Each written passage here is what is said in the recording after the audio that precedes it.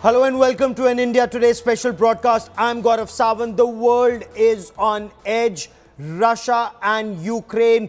Could there be a nuclear alarm? President Zelenskyy of Ukraine has sounded this red alert. On Wednesday, Ukraine's President Volodymyr Zelenskyy released a video accusing Russia of planting explosives on the roof of the Zaporizhzhia nuclear power plant. The power plant is right in the heart of this Russia-Ukraine conflict. It is in Russian-held part of Ukraine, and any disaster here, God forbid, any disaster here could spell a much greater catastrophe, not just for Ukraine, but for the rest of Europe, if not the world. Both the countries are on edge.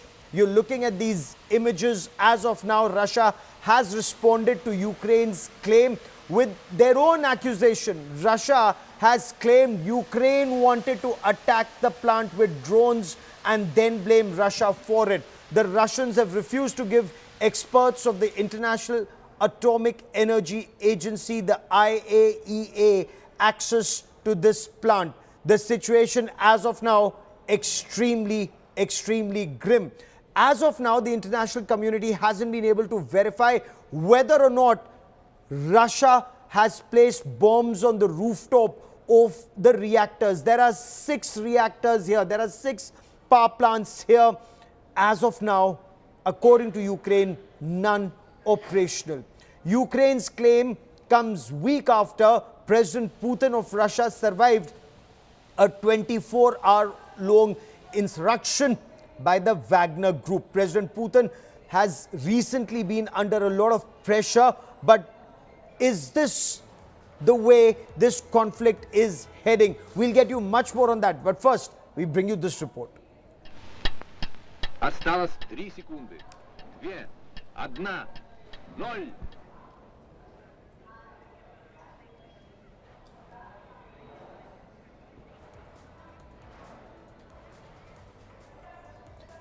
We'll get you more on the story. Russia has released secret footage of the 1961 Tsar Bomba hydrogen blast. 61 years ago, in the erstwhile Soviet Union, a thermonuclear bomb was detonated in the Arctic Ocean. This explosion came 6 years after the dreaded Hiroshima and Nagasaki nuclear attack. The test of the world's most powerful nuclear weapon has left the world shocked. Called the Tsar Bomba, this is Russian for the king of bombs.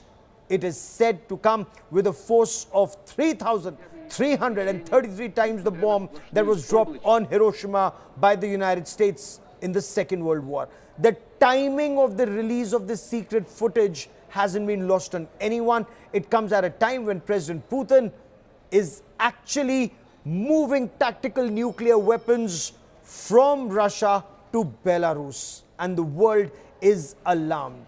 Now, the tactical nuclear weapons in Belarus, with forces moving to Belarus, with the Wagner forces being relocated in Belarus. Of course, the latest information is that the Wagner forces chief is back in Moscow and then subsequently St. Petersburg. I'll get you much more on that story. But for the moment, I want to cut across to India Today's Abhishek Bhalla for more on this. Abhishek, bring us the latest on the timing of the release of this video. Well, Gaurav, there is a lot happening right now. There is one aspect where we are hearing that Wagner Group chief has gone back to St. Petersburg. There is this huge movement in Belarus that is being seen, and there is also a talk that at some point of time Russia and Ukraine could actually come together at the negotiating table. Now, whether that happens or not is still far-fetched. But suddenly a lot of developments as far as the Russia-Ukraine war is concerned. Why Belarus is important? Because remember, it was from Belarus where the first assault took place north of Ukraine. So that's the reason why, once again, the focus is on Belarus, and these developments become rather significant. Okay. the threat to the nuclear power plant at Zaporozhye. You know, last year we were reporting from Zaporozhye. The situation was very tense at that point of time. In fact, that time there was jockeying for the control of the Zaporozhye nuclear power plant. Now it's in Russian control. But President Zelenskyy is apprehensive that there could be a blast here. And this could be catastrophic, not just for Ukraine, but for the rest of Europe. That's right, Gaurav. There have been reports that suggest that heavy ammunition has been noticed around the nuclear plant at Zaporozhye, which has been under Russian control for more than a year now. This was, in fact, a very, very high point during the conflict when Russia completely took control of the nuclear plant at Zaporozhye, a very important location. It caters for energy needs of not just Ukraine, but other parts of Europe as well. And since the last over 1 year, in fact, the nuclear plant has been in total control of the Russian forces. In fact, the entire city of Zaporozhye has been under control of the Russian forces. And once again, Zelenskyy saying that, you know, the nuclear plant is under threat. There are certain NATO countries that are also part of this discourse. And at the same time, as far as the fighting is concerned, it has not stopped in the eastern part of Ukraine. It still continues. There are rapid developments in Belarus. There are important developments that have taken place in connection to Pregostin. Now, whether he's in Belarus or he's in St. Petersburg, all this is adding to a lot of mystery around the Russia-Ukraine war, because it had reached a stage where it was pretty clear that this war is an almost never-ending one. This is what experts have been talking now, that it will be extremely difficult to sort of bring about a ceasefire. And once again, there have been fresh missile attacks in the western city of Lviv a few hours back, which has been reported. So even if Lviv is still being pounded, it still remains difficult how there will be a ceasefire, if at all. We'll talk about that in greater detail, and that's a huge story that we will focus on. But for the moment, let me get to the latest developments so far. Take a look at this report.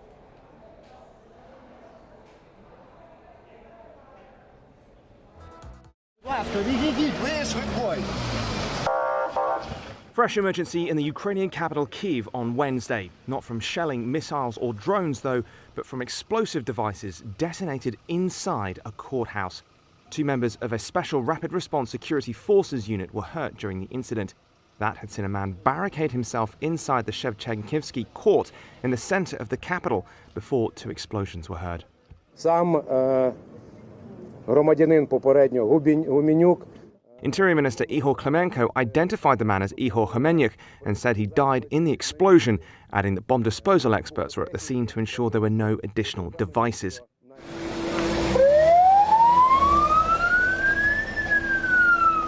Homenyuk had reportedly been in court as a suspect in connection with the deaths of 4 Ukrainian National Guardsmen in 2015. After the hearing, he was said to have locked himself in a bathroom and tossed 2 explosive devices at guards. Klimenko said the guards' lives were saved by their shields, but some had sustained injuries to their legs. An investigation was proceeding to determine how Homenyuk had been in possession of explosives in the court.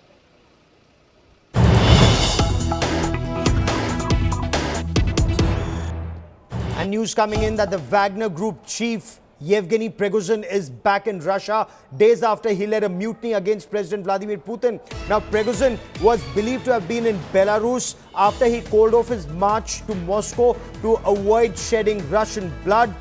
After saying last week that Prigozhin was in Belarus, Alexander Lukashenko, the president of Belarus, has told journalists that the mercenary chief is back in Russia. He is in St. Petersburg, and that the Russian soldiers were carrying out the operations, the special operations, the Wagner troops were still in their camps. I want to once again bring in India Today's Abhishek Bhalla for more on the story. Abhishek, the Wagner Group chief was in Belarus. There were multiple flights that took place, and then suddenly we are told he's in St. Petersburg. Has he been forgiven by President Putin? What's happening? What are you picking up through sources and through international reports?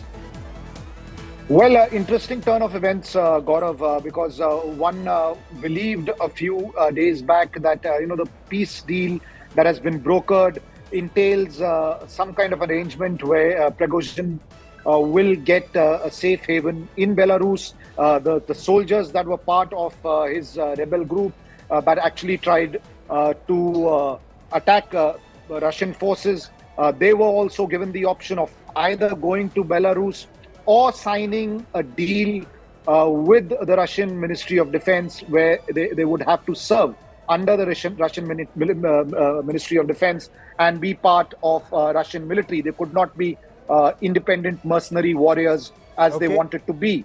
But now, with reports coming in that the 62-year-old former convict, who in fact rose to become Russia's most powerful mercenary chief, is back in Russia, is in St. Petersburg, just adding a lot of twists and tales to the story. No real clarity has come from official Russian sources or the Russian government on whether he's there for some kind of a meeting, whether this visit is again a part of some it would official appear, engagement. Abhishek, that the Russian army and the Russian president, it would appear, cannot do without the Wagner forces, because despite leading this revolt, despite being responsible for the deaths of multiple pilots, destruction of many aircraft, for loss of face for President Putin personally and his army, and the Defense Minister General Shoigu and the Chief of General Staff General Gerasimov, Pregostin is back. He appears to be the second most powerful man, if not more, in Russia, Abhishek. Gaurav, remember that Pregostin and his mercenary army, the Wagner group, in fact, has been fighting in eastern part of Ukraine and the west of Russia, the border where the fighting is happening, not for the last 1.5 years, but for the last 6, 7, 8 years now. So they know that land very well. In fact, it was their men who got a lot of success in several battles, even in this conflict that is going on for the last 1.5 years. So the point that you raised, that it's rather difficult for the Russian forces to completely abandon them now. That's perhaps one of the reasons why Pregostin and his mercenary army is able to negotiate the way they are. And going forward, it would be interesting to see whether they are going to be fighting alongside the Russian forces, or rather taking the lead when it comes to offensives in the eastern part of Ukraine, where the fighting has been intense, and whether they'll want to change tactics once again on the ground and launch an assault from north of Ukraine. Okay, so what do we know as of now? We'll listen into President Lukashenko, the Belarusian president. What is he saying? He's saying, as far as he knows, as on this morning, very serious fighters of the Wagner group, they are in their permanent camps. The ones that they were in once they were withdrawn from the front lines for R&R. What is R&R? Rest and recuperation.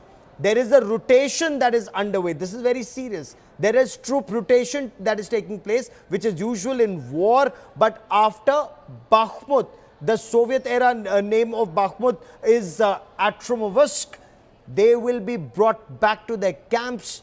Regarding Pregostin, well, he says he's in St. Petersburg. Let's listen in to President Lukashenko. Насколько я на сегодняшнее утро информирован, бойцы. As far as I know, as of this morning, the firefighters, the very serious fighters of Wagner PMC, are in their permanent camps. The ones where they have been after they were withdrawn from the front line to recover and rest. The rotation is underway, which is usual for such a war. After Bakhmut, Artyomovsk, they were brought back to their camp and they're currently there today. Regarding Prigozhin or Viktorovich, right? He's in St. Petersburg. Where is he this morning? He might have left for Moscow or for somewhere else, but he's not on Belarusian territory. Где он сегодня утром, может быть, в Москву поехал, может, еще где-то, но на территории Беларуси его нет. This is very interesting, but there's another very major development that's taking place where President Lukashenko, he's saying that Russia and Ukraine could have peace talks as early as September. This, of course, is still July. So what happens between July and September, Abhishek? President Lukashenko says he's very happy, he's willing to be a mediator between Russia and Ukraine. Does that indicate that between now and September, whatever gains either side can make, they will make those gains and then go in for talks? Or right now, they will start in a way solidifying and then go in for peace talks? Gaurav, of course, this is a big statement made by the Belarusian president.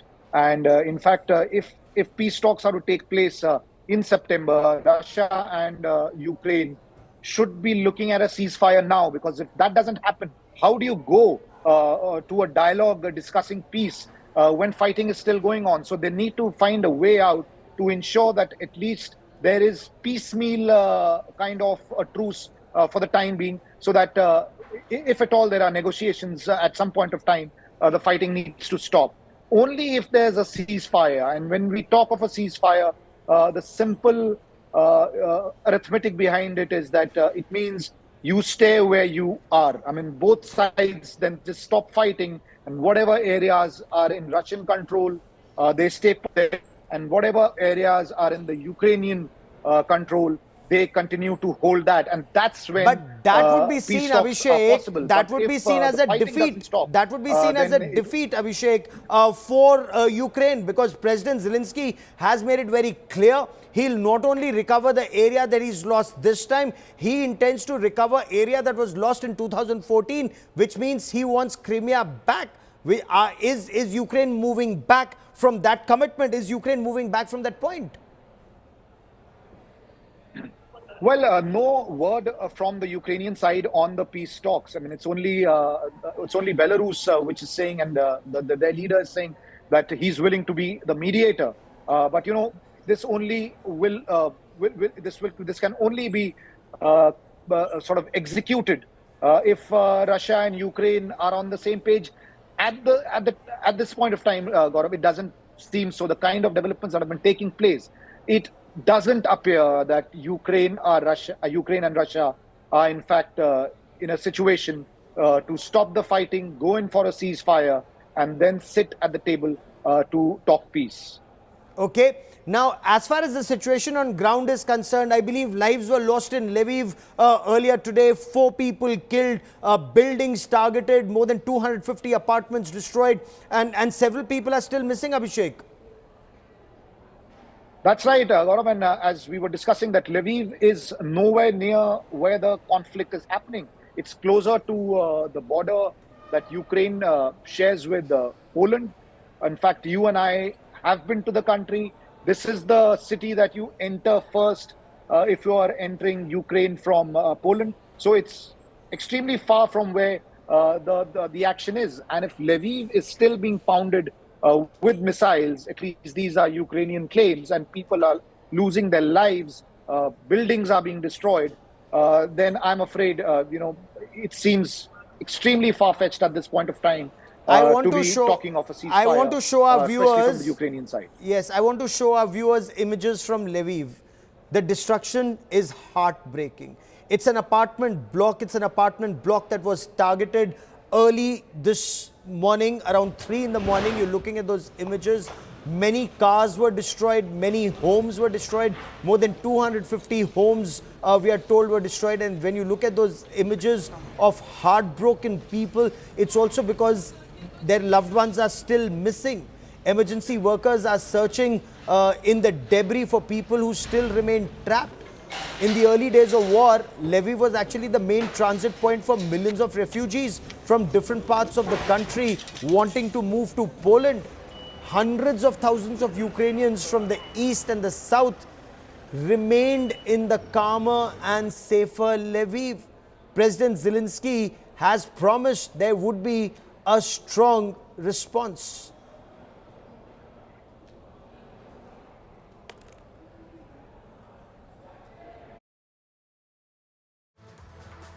Станом на цю хвилину маємо As of now, there are 8 wounded. A lot of apartments have been damaged.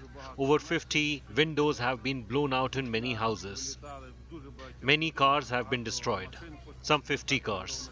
Emergency services and municipal services are working on site because it is possible there are still people under the rubble.